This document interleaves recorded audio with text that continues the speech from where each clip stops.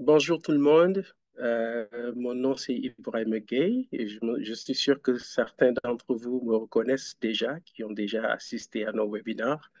Alors, nous le connaissent. Donc aujourd'hui, nous vous remercions de vous rejoindre à nous pour notre session d'information sur nos financements pour les événements et initiatives des jeunes dans le cadre de notre programme du Fonds national pour la lutte contre le racisme.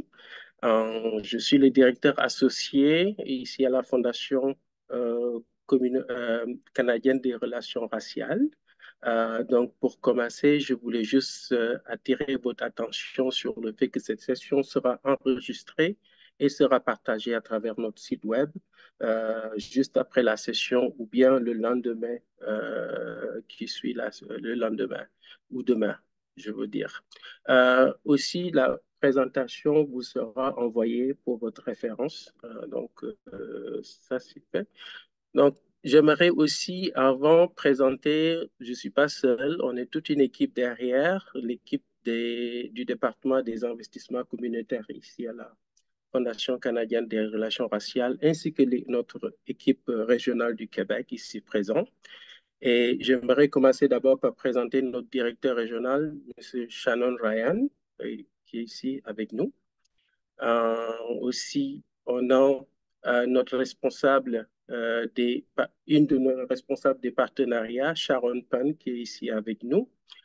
Aussi, notre nouvelle responsable des partenariats, Leandre Navej. Et aussi, on a notre fantastique euh, assistante administrative, Alberta Boccari, qui est ici avec nous, euh, qui nous, toute cette équipe ont vraiment joué dans l'élaboration, le développement de cette session d'information. J'aimerais aussi passer la parole. J'aimerais aussi vous dire que cette session n'aurait pas été réussie sans la collaboration de notre fantastique équipe régionale du Québec, que je vais passer la parole pour qu'ils puissent se présenter à leur tour. Bonjour, je m'appelle Nils Santamaria et je suis le directeur du département Québec de la Fondation canadienne des relations raciales. Bonjour tout le monde, je m'appelle Narges Guettat et je suis la gestionnaire des programmes pour le département Québec de la Fondation canadienne des relations raciales.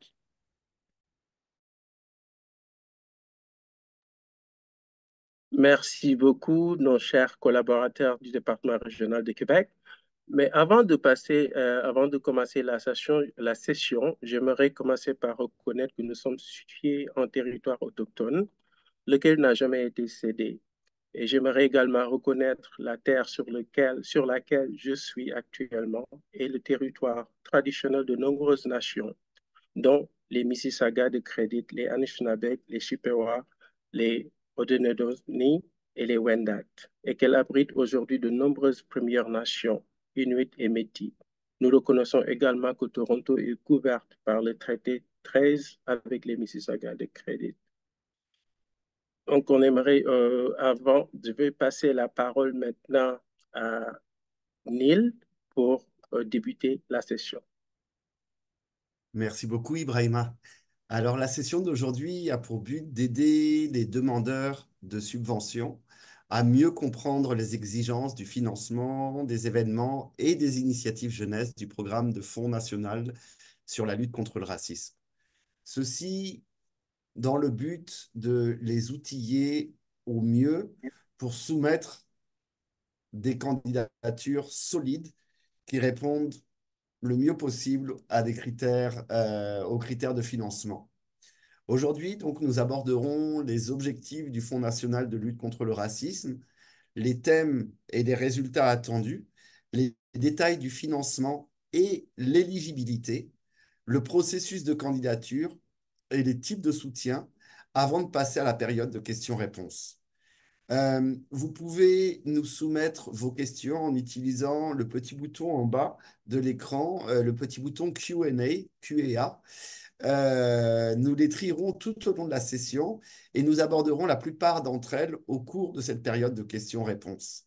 Veuillez, s'il vous plaît, noter que nous donnerons la priorité aux questions qui concernent le processus de candidature, les critères de subvention, et que nous ne pourrons peut-être pas répondre à toutes les questions aujourd'hui à cause du temps limité. Nous n'avons qu'une heure. Donc, si jamais vous avez d'autres questions ou des questions qui n'ont pas été répondues sur le Fonds national de lutte contre le racisme, n'hésitez surtout pas à envoyer vos questions à notre équipe de gestion des subventions à l'adresse bourse@crrf-fcrr.ca. Et avant de commencer, je souhaitais également reconnaître l'extraordinaire travail de notre équipe de gestion de subventions. Je te repasse la parole, Ibrahima. Alors, donc je continue. La Fondation s'efforce de renforcer le tissu social au Canada en aidant, en habilitant et en rassemblant les groupes et les organismes communautaires grâce à du financement, des services et un réseau de partenaires dans le milieu de la recherche et dans les secteurs privés et communautaires. Nous sommes une société d'État qui a été créée en 1996 par le gouvernement du Canada dans le cadre de l'entente de redressement à l'égard des Canadiens japonais pour réaffirmer les principes de justice et d'égalité pour tous au Canada. Donc, le Fonds de lutte contre le racisme réaffirme l'engagement de la Fondation à créer un cadre national de lutte contre le racisme dans la société canadienne. Le fonds a d'ailleurs versé 7 millions de dollars au cours des 3 dernières années pour soutenir le travail remarquable de plus de 400 organismes à travers le Canada. Entre 2024 et 2025, le fonds accordera 3 millions de dollars de subventions pour des événements et des initiatives jeunesse, ainsi que pour des projets de lutte contre le racisme au Canada. Donc, encore une fois, j'aimerais prendre un moment pour remercier toute l'équipe du Fonds national de lutte contre le racisme, MARF en anglais, pour son travail réellement incroyable. Et maintenant, c'est avec grand plaisir que je passe la parole à ma collègue Narges, du département Québec également, pour nous parler des thèmes et des objectifs du Fonds national de lutte contre le racisme. Narges? Merci Neil. Donc, la thématique et les objectifs des événements et des initiatives jeunesse doivent correspondre à l'un ou plusieurs des mentions, des objectifs ou des thèmes mentionnés sur la diapo que vous voyez. Donc, en lien avec les barrières raciales et systémiques, votre proposition doit viser à réduire les obstacles à l'inclusion en s'attaquant au racisme systémique dans l'éducation, les soins de santé, le système judiciaire, les services publics, l'emploi et la vie publique. En lien avec la recherche et l'éducation, votre proposition doit viser à promouvoir la disponibilité des données, des preuves et des observations des communautés sur les relations raciales au Canada et accroître leur accessibilité. En lien avec la sensibilisation du public, votre proposition devrait viser à informer sur les politiques publiques en soulignant les obstacles systémiques et institutionnels. Et enfin, en ce qui concerne le renforcement des communautés culturelles et interculturelles, votre proposition devrait créer des occasions d'expériences interculturelles en se reposant sur des débats et un dialogue sur la race et la région de façon à susciter la prise de conscience et favoriser la collaboration. En ce qui concerne les résultats attendus, votre proposition devra viser l'un ou plusieurs des résultats mentionnés sur la diapo. Donc, par exemple, sensibiliser le public aux enjeux des politiques publiques liées aux relations raciales et à la lutte contre le racisme et les crimes haineux, que ce soit à l'échelle nationale, régionale ou locale. Sensibiliser le public à la diversité culturelle au Canada, accroître la sensibilisation à la façon dont certains facteurs comme la race, la culture, l'ethnicité ou la religion peuvent entraver la pleine participation de l'ensemble de la population canadienne à la société et à l'économie. Et enfin, augmenter les connaissances sur le racisme et la discrimination afin de renforcer la capacité des communautés et à lutter contre celles-ci. Je passe maintenant la parole à ma collègue Léandre. Merci, Narges. Donc, en ce qui concerne nos définitions, je vais commencer par les événements et ensuite les initiatives pour la jeunesse.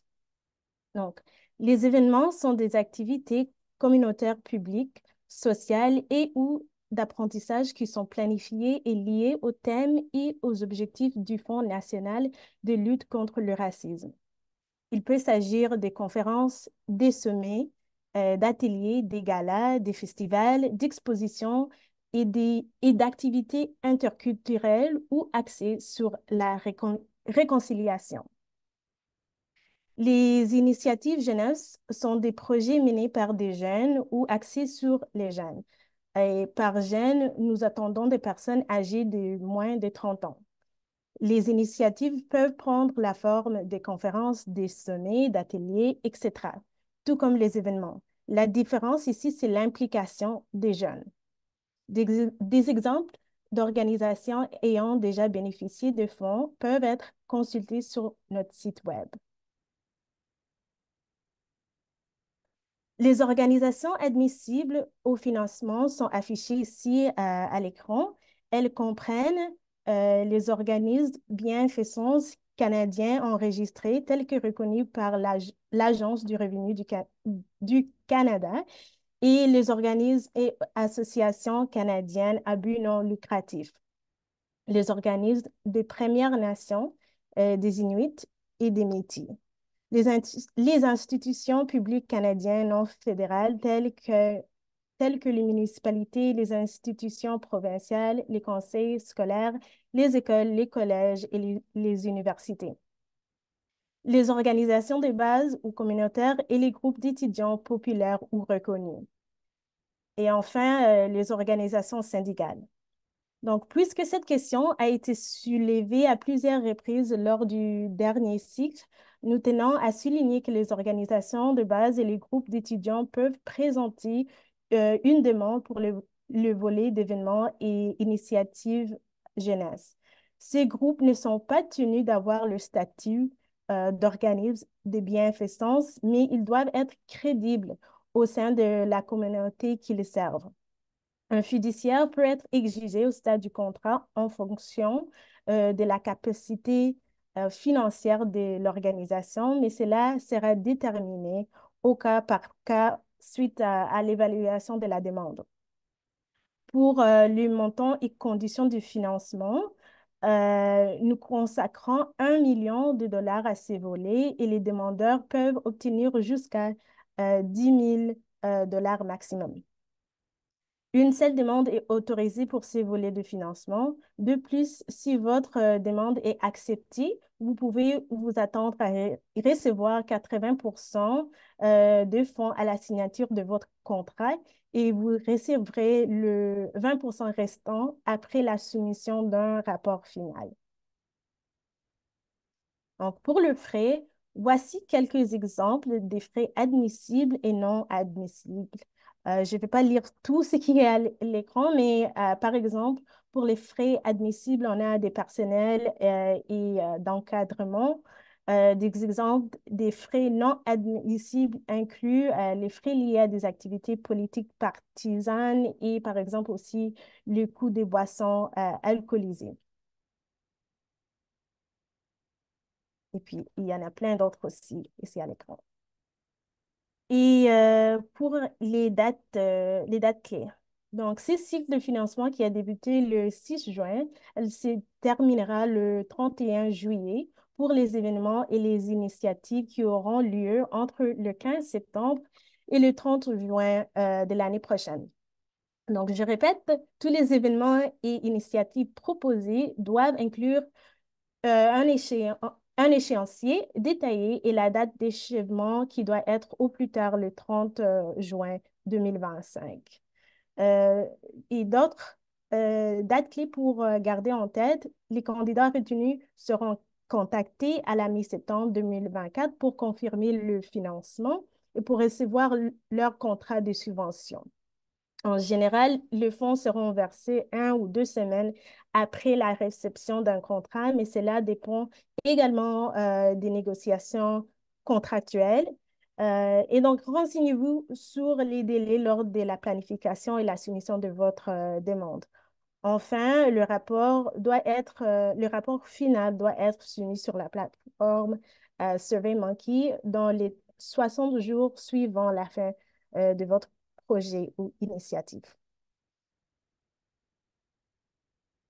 Pour le processus de candidature, voici maintenant les étapes à suivre pour introduire une demande de financement.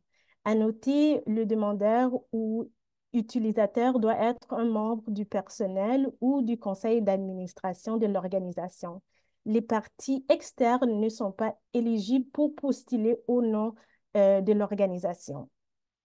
Lorsque vous vous sentez prêt ou prête à introduire votre demande, vous pouvez appuyer sur le bouton « Soumettez une demande de financement » sur notre site web, ce qui vous amènera à notre plateforme de SurveyMonkey. C'est là que vous serez invité à créer un compte si vous n'en avez pas encore et à faire une demande de subvention.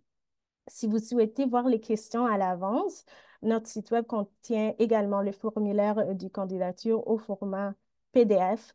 Cependant, ceci est uniquement à titre de référence et ne doit pas être utilisé dans la soumission. Merci. Nous avons aussi remarqué que pour la question 25, de nombreuses organisations ont tendance à répondre à cette question avec un point de vue narratif. Mais nos évaluateurs recherchent des réponses directes qui touchent justement sur les points A, B et C. Donc, résumez votre événement ou votre initiative jeunesse en touchant les points suivants. A, une brève description des principales activités. B, qui seront les participants attendus, y compris les communautés dont ils sont issus, leur nombre total, et C, résultats attendus de la réalisation du projet. Donc, cela est très important. L'année dernière, de nombreux candidats n'ont pas indiqué le nombre total de participants, ce qui est important pour nous permettre d'évaluer cette question. Donc, veuillez vous assurer que cette question soit une réponse aussi précise que possible. Donc, passons maintenant à une partie plus technique du processus de candidature. Nous savons que pas tout le monde utilise SurveyMonkey. Donc, c'est pourquoi nous aimerions insister qu'après avoir terminé toutes les tâches liées à votre candidature, vous appuyez sur le bouton vert « Envoyer ». Voilà, sur l'écran. Donc, après avoir appuyé sur ça, prochaine diapo. Merci. Un message de confirmation s'affichera, donc c'est étape 2. Et ensuite, vous trouverez la date et l'heure auquel votre candidature a été envoyée, donc étape 3. Après ça, vous recevrez également un email de confirmation de SurveyMonkey Apply. Donc, veuillez suivre toutes ces étapes afin que votre candidature ne reste pas à l'état de projet dans notre système. Donc, si vous êtes un organisme nouvel constitué, c'est-à-dire depuis moins de 2 ans, ou un organisme communautaire et que vous ne pouvez pas produire d'état financier, vous devez soumettre à la place une déclaration écrite attestant de votre capacité de gestion financière et de votre capacité organisationnelle. Vous devez répondre aux 7 questions ici sur l'écran en 300 mots maximum. Donc, par exemple, nous avons gérez-vous vos revenus et vos dépenses et plein d'autres questions. Toutes ces questions sont accessibles sur notre site web. Donc, maintenant, j'aimerais passer la parole à Ibrahima pour continuer la discussion. Merci beaucoup, Léandre. Donc, nous allons passer aux exigences en matière de reconnaissance. Comme vous le savez, on a un peu des critères à suivre une fois que vous êtes un bénéficiaire et que vous allez lancer votre événement ou bien vous devez, si c'est une initiative de jeunesse et que vous voulez lancer vos séries d'activités. Donc, la première des choses, c'est de reconnaître publiquement le soutien financier reçu de la Fondation par l'intermédiaire du Fonds national de lutte pour le racisme. Donc, on vous a mis un petit texte que vous pouvez même utiliser, insérer le nom de votre événement ou de vos initiatives et utiliser ce petit paragraphe pour une reconnaissance. Donc, ce paragraphe est également disponible sur notre site web à travers les directives du programme. Euh, la deuxième chose, nous vous demandons d'inviter un représentant de la Fondation à prendre la parole lors de l'événement public ou dans le cadre de l'initiative, lors du lancement de l'initiative, si c'est approprié. Donc, si on ne peut pas être disponible, s'il n'y a pas un représentant qui est disponible, on pourra vous envoyer un message électronique ou une vidéo à faire passer pour démontrer le soutien de la Fondation. La troisième chose, c'est de fournir aussi un avis indiquant la date de l'événement et l'initiative jeunesse et le mois de la célébration au cas échéant. Et les liens d'inscription au cas échéant aussi, au moins 4 semaines avant la date de l'événement. Donc, 4 semaines avant la date de l'événement, donc ça va nous permettre de pouvoir préparer qui sera présent, si on doit vous envoyer une vidéo ou si on doit préparer un message électronique. Donc, 4 semaines, c'est vraiment le temps que ça va nous prendre pour pouvoir vraiment vous supporter en matière de reconnaissance. Donc, le processus d'évaluation des demandes, donc les demandes sont évaluées selon les critères suivants. Donc, conformité avec les thèmes et les objectifs du programme dont on a parlé, dont Narges a parlé au début de la présentation. Donc, la réalisation d'un ou de plusieurs résultats souhaités. Donc, c'est très important non seulement d'avoir un ou plusieurs thèmes et aussi d'essayer de réaliser,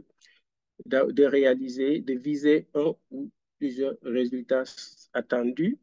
Donc, une preuve, on va regarder la preuve des compétences, des ressources financières, humaines et humaines. Donc, ça, c'est pourquoi on a pensé que les organismes qui viennent d'être incorporés ou bien les organismes communautaires de jeunes, d'habitude, ils n'ont pas, ils sont comme ils manquent de capacité. Donc, mais on aimerait avoir une lettre explicative, comment ils gèrent des filles, comment leur expérience en matière de gestion financière et en matière de gestion des ressources humaines. Ça va nous aider un peu à décider sur la capacité euh, de l'organisme à bien gérer les fonds. Aussi, la nécessité du projet dans le contexte local, régional ou national. Il y a une question qui est liée à ça. Si vous regardez le questionnaire qui est disponible sur le site web, le budget doit être détaillé, raisonnable, équilibré et tient compte de l'utilisation effective et efficiente des fonds. Il doit indiquer si le projet peut poursuivre, même si la Fondation canadienne des relations raciales n'offre qu'un financement partiel. Ici, le budget est très important parce qu'on a un gabarit qui est disponible sur notre site web également, mais il faut savoir bien gérer ça. Donc, on vous a donné des exemples de catégories de budget, mais dépendamment de vos livrables que vous allez faire, vous pouvez modifier ces catégories. Vous pouvez aussi ajouter des catégories parce que le budget, quand on évalue, on va regarder qu'est-ce que vous allez faire, vos activités, et puis mettre en lien un peu avec les dépenses que vous allez demander. Donc, c'est très important de regarder, d'essayer d'équilibrer, et puis que ça soit raisonnable. Et voilà. Donc, on dit aussi efficience des fonds. Je pense qu'il y a une colonne où vous pouvez donner le nombre total, le montant total du projet, et puis il y a une autre colonne qui est accordée au montant que vous allez demander à la Fondation canadienne des relations raciales. Donc ça va nous donner un peu un équilibre. Pour le financement partiel, il y a une question sur la demande où on vous demande est-ce que vous êtes ouvert à du financement partiel. Donc, si vous êtes ouvert à du financement partiel, dépendamment de vos activités, de toute cette évaluation de vos demandes, on peut décider de vous donner un montant partiel. Et dans ce cas-là, il est très important de vous assurer que vous avez aussi des fonds supplémentaires pour pouvoir mener le projet à terme. Donc ça, c'est très important quand vous cliquez sur oui au financement partiel. Donc, vous avez aussi le choix de dire non. Donc là, si votre projet passe, vous avez tout le montant maximum que vous avez demandé. Si ça passe pas, ça passe pas. Donc là, on arrive vers la fin et j'aimerais parler de notre gestionnaire de programme et de nos coordonnateurs régionaux qui s'occupent de l'évaluation des demandes. Donc, comme je l'ai mentionné, on travaille vraiment en proximité avec le département des programmes parce que nous, le département des investissements, on s'occupe de l'évaluation, de la première étape de l'évaluation des demandes. Mais une fois que vous êtes récipiendaire, on passe le suivi et l'évaluation de votre projet et de votre subvention relève du département des programmes. Donc ici, nous avons, je vous présente pas Narges, vous qui êtes là, elle a fait la présentation. Elle est notre gestionnaire de programme basé au Québec. Nous avons Kevin Harrison, qui est le coordonnateur régional du programme pour le Canada Atlantique. Et nous avons aussi Rosaline Kang, la coordonnatrice régionale pour l'Ouest canadien. Et Dera Talib, qui est la coordonnatrice régionale pour la Colombie-Britannique, le Yukon et les territoires du Nord-Ouest. On est en plein recrutement pour un coordonnateur régional pour l'Ontario, la région de l'Ontario, parce qu'elle est assez vaste. Donc, bientôt, on aura une personne supplémentaire pour couvrir pour avoir les 5 régions pour assurer un suivi efficace de l'évaluation des subventions. Un point que je vous mettrai ici, donc, ils sont pas attelés, ces personnes ne sont pas attelées à donner des informations concernant toute demande de financement. Donc, si vous préparez une demande de financement, elles sont pas appropriées pour vous donner des conseils sur votre demande de financement. Mais quand vous serez bénéficiaire, elles seront là pour vous aider et pour vous guider dans le suivi et l'évaluation de votre projet. Donc, les soutiens et les liens utiles, comme je viens de dire, notre contact, on a un email bourse@crf-fcrr.ca.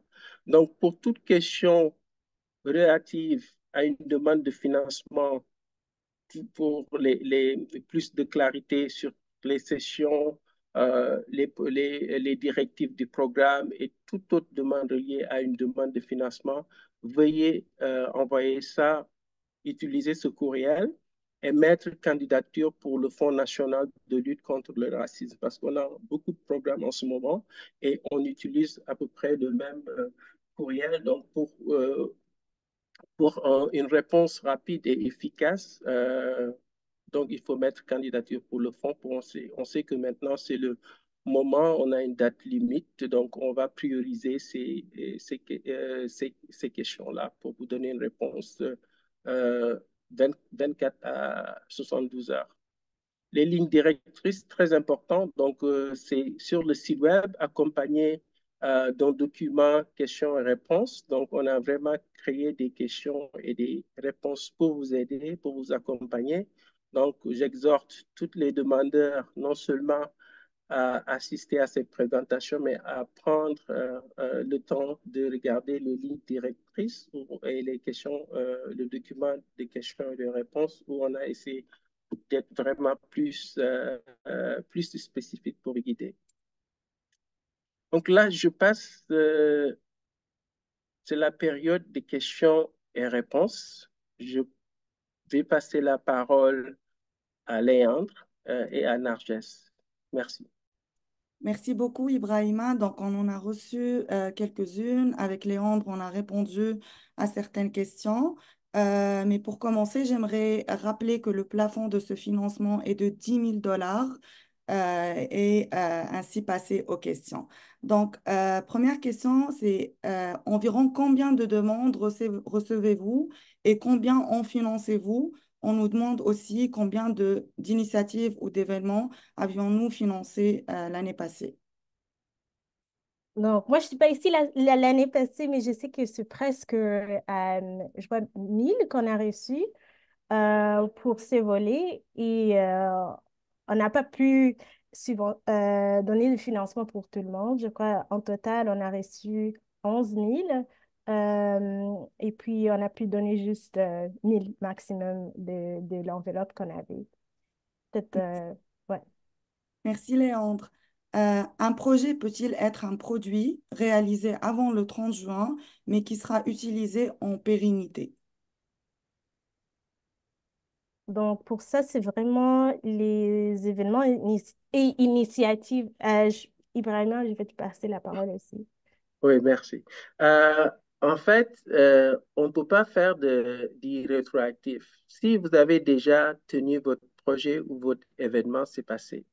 Mais si votre projet doit se tenir entre, vous n'avez pas encore démarré parce que vous n'avez pas encore reçu de subvention. Si vous avez un projet entre de maintenant, une fois que vous avez reçu les fonds, jusqu'au 30 juin, donc ça va. Mais on ne peut pas aussi, le point que j'amène ici, je pense qu'on a à peu près la même question hier, la session en anglais. Mhm. Ce financement n'est pas dédié à un financement de vous aider dans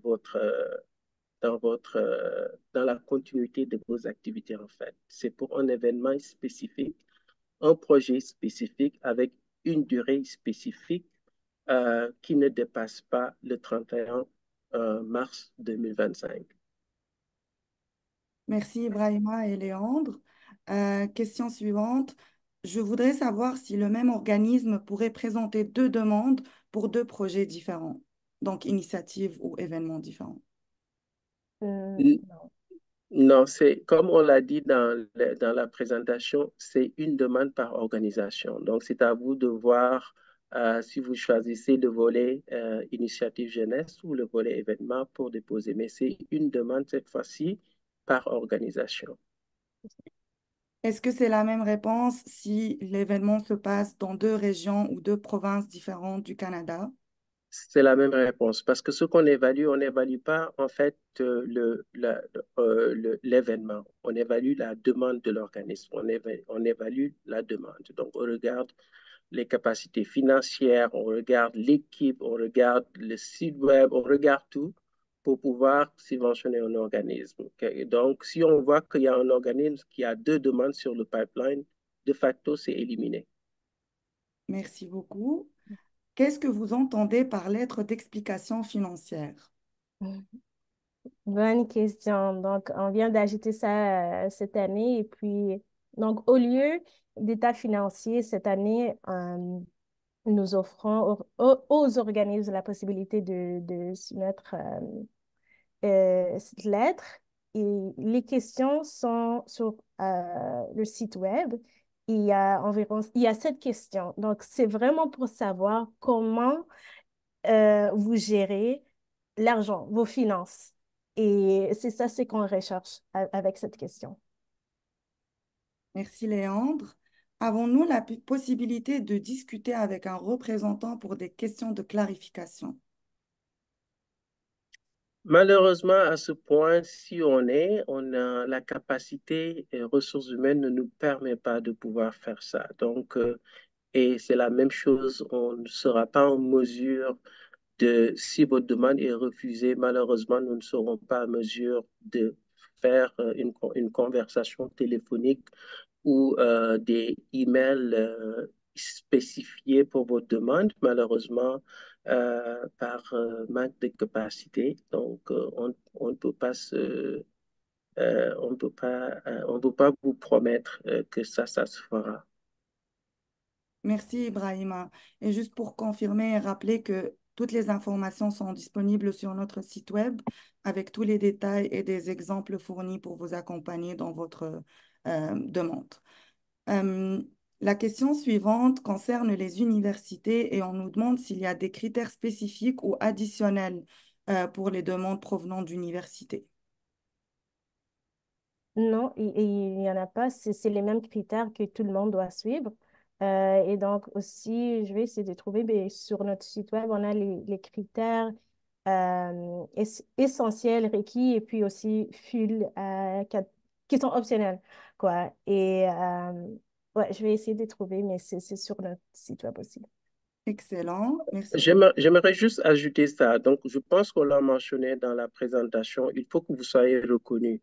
Donc, Mm. vous êtes attaché à une université, donc il faut que vous soyez reconnu par votre université, mais on ne demande rien de l'université. Vous n'avez pas besoin que l'université fasse une lettre. Bon, peut-être que l'université, parce que dans la demande, vous pouvez donner des lettres de support. Donc, si vous êtes un organisme et vous voulez que votre département ou l'université vous peuvent faire une lettre pour dire qu'on vous supporte, on vous supporte dans ce cadre de ce projet ou dans ce cadre de cet événement. Donc, ça serait bien. Mais c'est tout ce qu'on demande. Et ça, c'est optionnel. Vous n'êtes pas obligé de faire ça. Mais il faut quand même démontrer que vous êtes reconnu, vous êtes attaché à une université ou à un collège. Merci beaucoup, Ibrahima, pour ce complément d'information.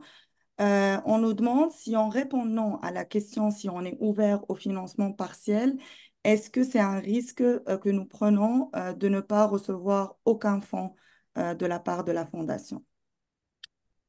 Ben oui, c'est un risque, je devrais dire. Et puis, parce que si vous êtes non et que votre demande est bien et que on pense que vous méritez, dépendamment des activités que vous allez faire, l'ampleur de votre initiative et tout, et vous avez vraiment fait les évaluateurs ont jugé que c'est très bon et que la haute direction décide de vous donner, vous allez avoir le maximum que vous avez demandé.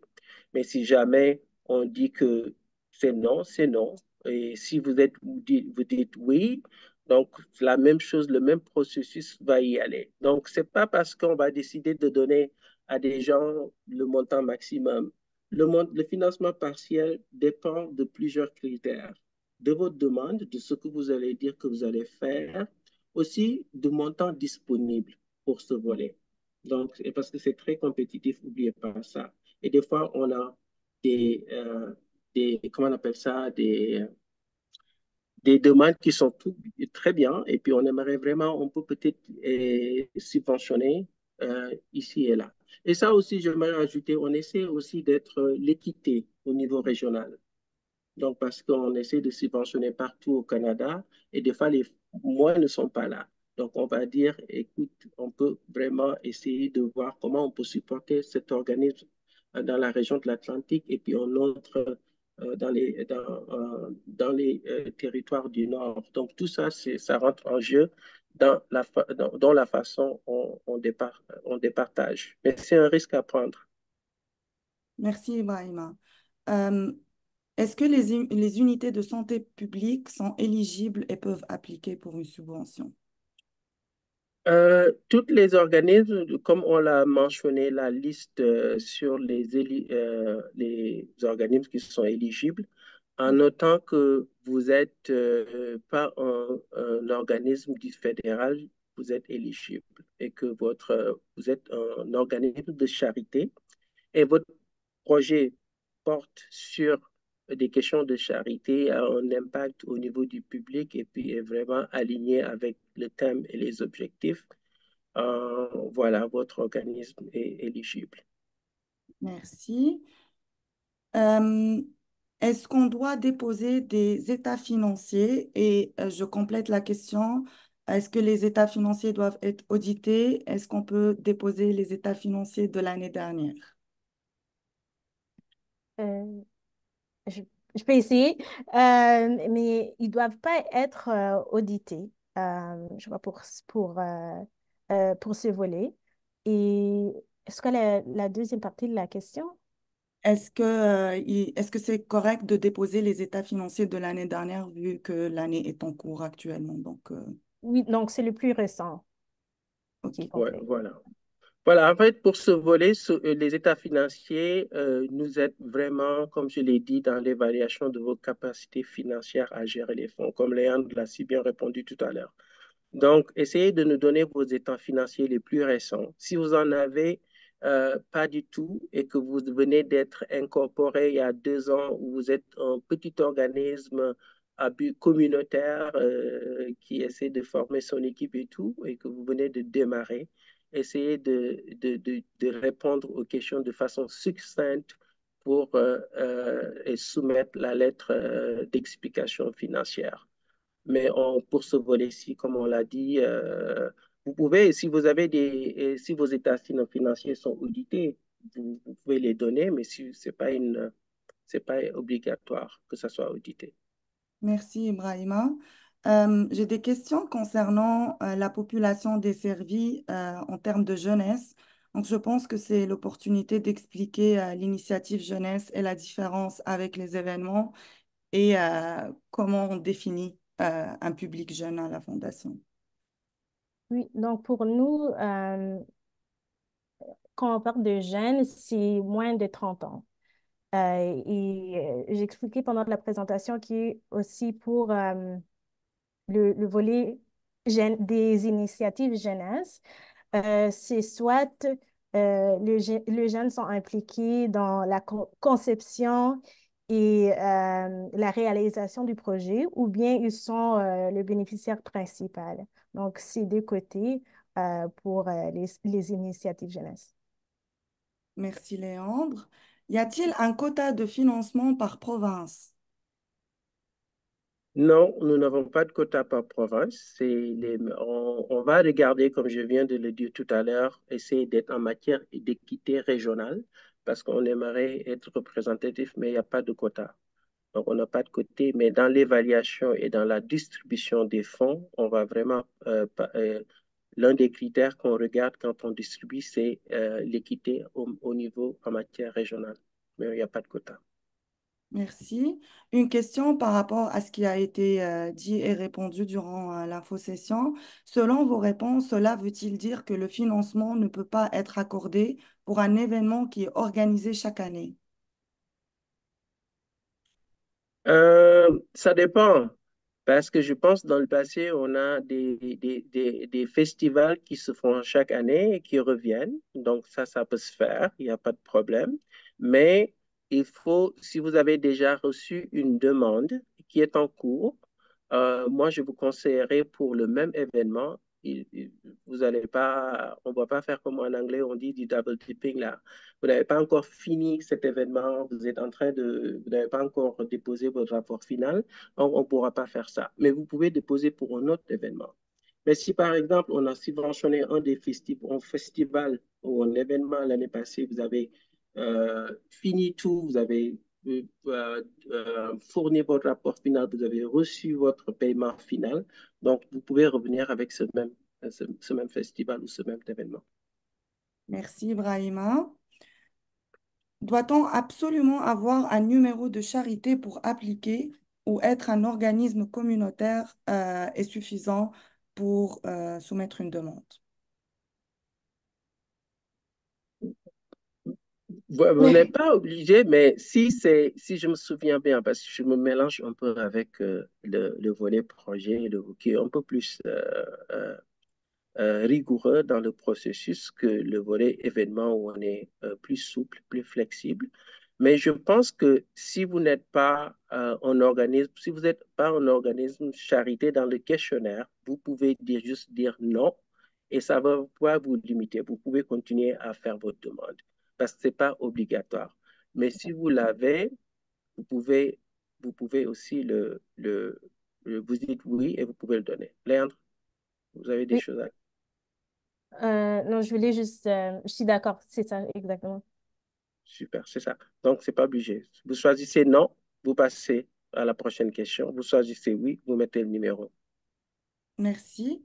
Tout à l'heure, vous avez dit que vous recherchez des réponses directes et précises, donc pas de narratif, lorsqu'on remplit le formulaire. Y a-t-il d'autres choses à garder en tête, d'autres conseils pour maximiser nos chances?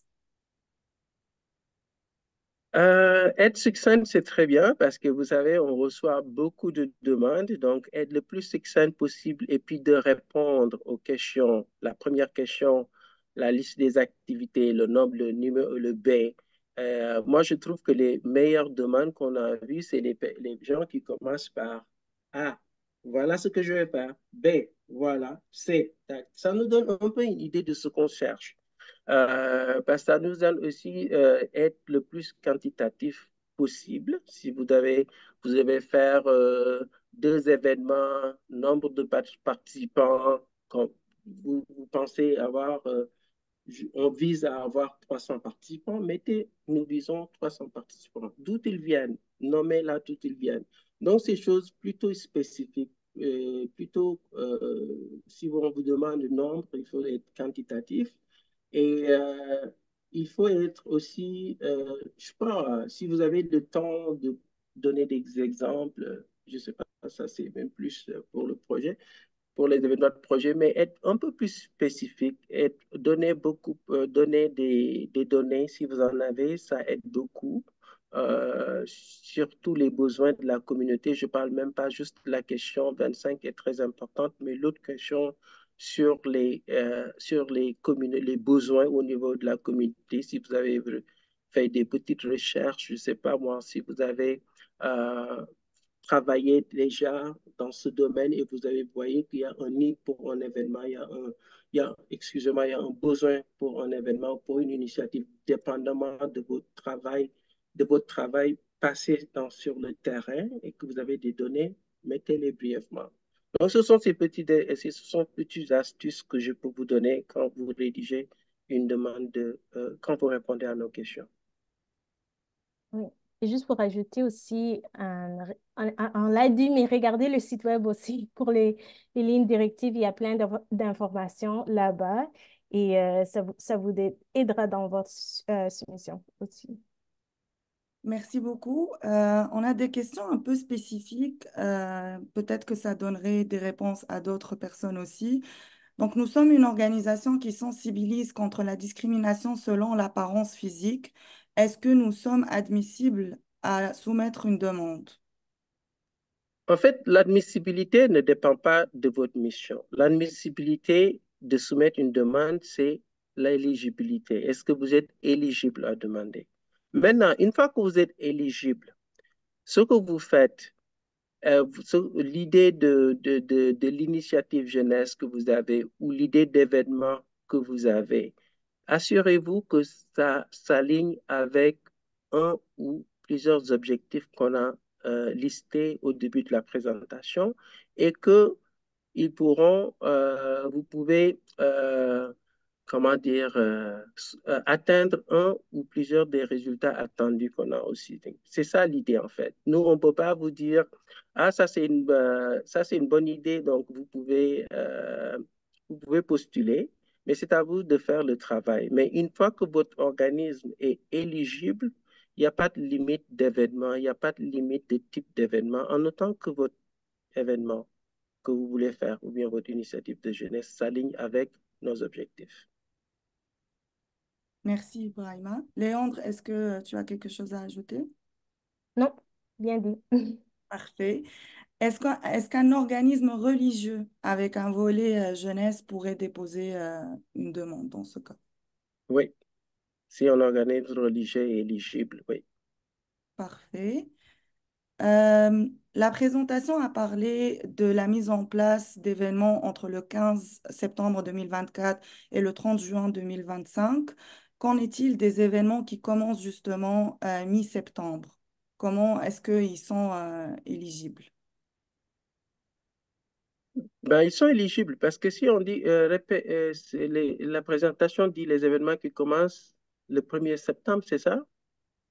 Entre septembre et juin. Ben oui, donc ça va. Si parce qu'on vous donne cette date parce que ça va nous permettre de faire une décision pour que vous puissiez recevoir, si vous êtes récipiendaire, vous pouvez recevoir à temps votre premier paiement pour démarrer vos activités.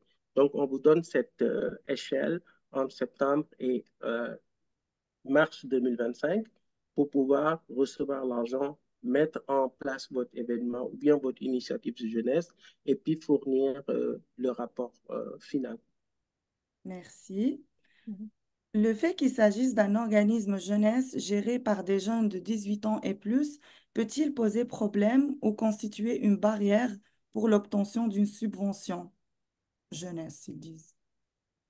Non, pas du tout. En fait, comme Léandre l'a expliqué sur la différence entre initiatives de jeunesse et événements, la seule, euh, les initiatives de jeunesse, c'est dirigé par des jeunes. Donc, les jeunes, c'est entre 0 et 30 ans maximum. Donc, si vous êtes un organisme de jeunesse dirigé par des jeunes de 18 ans, 19 ans, 20 ans, et que vous avez vraiment votre organisme en place et que vous pouvez fournir cette explication financière et que vous pouvez trouver du support, vous avez une bonne idée qui s'aligne avec les objectifs du Fonds national de lutte contre le racisme. Donc, allez-y, vous êtes éligible. Merci, Ibrahima. Est-ce que si l'on est un groupe citoyen qui prépare une initiative jeunesse, on peut être considéré comme un groupe populaire ou devrions-nous monter une structure légale ou alors rejoindre une organisation déjà existante? Ça, c'est très spécifique, hein. Parce que là, je ne comprends pas ce qu'ils disent groupe citoyen. J'aurais aimé avoir beaucoup plus de contexte, mais tout ce que je peux dire là-dessus, c'est que les associations aussi sont admissibles. Tant autant que vous êtes reconnu dans votre communauté et que vous êtes euh, vous pouvez démontrer votre idée s'aligne encore une fois et que vous pouvez démontrer que vous avez les capacités humaines et financières pour bien gérer les fonds. Vous pouvez. Ce que je veux dire aussi, c'est que on l'a mentionné, les activités politiques ne sont pas financées. Donc c'est tout ce que je veux dire. Je pense que il y a une diapositive dans les slides que il y a pas de, on ne subventionne pas des activités politiques. Mhm. Mais tout ce qui est citoyen, euh, euh, sensibilisation, et comme vous le voyez même dans les thématiques, on cherche à sensibiliser les gens sur tout ce qui est relié au racisme, à la lutte contre la discrimination et tout. Donc, mais pas politique, c'est tout ce que je peux dire là-dessus. Merci, Ibrahima. Mhm. Est-ce qu'un organisme peut déposer une demande sans le soutien de partenaires ou de collaborateurs externes? Ben oui, vous pouvez. Léandre, vas-y. Oui, c'est la même chose. Vous pouvez soumettre votre demande indépendamment sans collaborateur et pour nous, ça marche. Ce Merci que je beaucoup. me... Ouais, mais il y a une question, par exemple, ce Mhm. qui va peut-être ce qui fait qu'on aime aussi les collaborations entre communautés. Il y a même une question dans la demande où on vous demande quelles sont les communautés, les autres organismes avec qui vous collaborez pour mener à bien cet événement, cette initiative. Donc, c'est pas obligatoire, mais il est fortement encouragé de collaborer avec d'autres organismes parce qu'on sait qu'on ne peut pas faire ça tout seul. Et puis, en matière de lutte contre le racisme ou la discrimination, c'est toujours mieux de faire ça en groupe. Donc, on encourage fortement dans la demande à faire des partenariats avec d'autres organismes si c'est possible. Merci, Ibrahima. Donc, je pense que ce sera la dernière question et qui est encore une fois sur les institutions religieuses. Est-ce que vous confirmez qu'une église peut appliquer? Oui, en autant que l'Église a un statut de not-for-profit, excusez-moi, de charité et que peut démontrer qu'il peut soumettre une demande avec toutes les conditions requises qui sont dans les IPEV. Mais il faut que ce soit un organisme à but non lucratif. Ça, je veux juste clarifier ça. Merci, Ibrahima. Je pense qu'on a atteint la fin des questions posées. Donc, je vous repasse la parole. Merci beaucoup, Narges. Donc, je pense que ça tombe bien. On est à 1h55. Donc, je passe la parole à ma collègue euh, Léandre pour le mot de clôture. Merci. Je voulais juste remercier tout le monde d'avoir venu, d'avoir consacrer 1 heure avec nous pendant ce temps pour aborder des questions et tout. Et aussi à mon équipe qui est ici, Ibrahima, Alberta, Shannon, Sharon, Souvaka qui était là derrière, Neil et Nerges aussi avec l'équipe du Québec. On apprécie votre aide énormément. Et oui, voilà, bonne chance aux organisations qui vont soumettre leurs demandes. Un gros merci. Merci à tous. Et puis, le courriel est là. Donc, si vous avez d'autres questions qu'on n'a pas pu répondre à cause du temps et que vous avez en écrivant votre demande, utilisez le courriel bourse à commercial CCR. Excusez-moi, c'est long, mais c'est sur la diapositive. Donc, envoyez-nous un courriel. On fera notre possible. On est dédié à ça. On fera notre possible pour répondre 24 à 72 heures. Donc, prenez ça en tête. Prenez ça en considération. Merci. Donc, c'est sur le chat. Et aussi, je répète, cette présentation a été enregistrée. On va mettre ça, télécharger ça, téléverser sur notre site web. Et puis aussi, on va vous envoyer les diapositives. Merci à tous.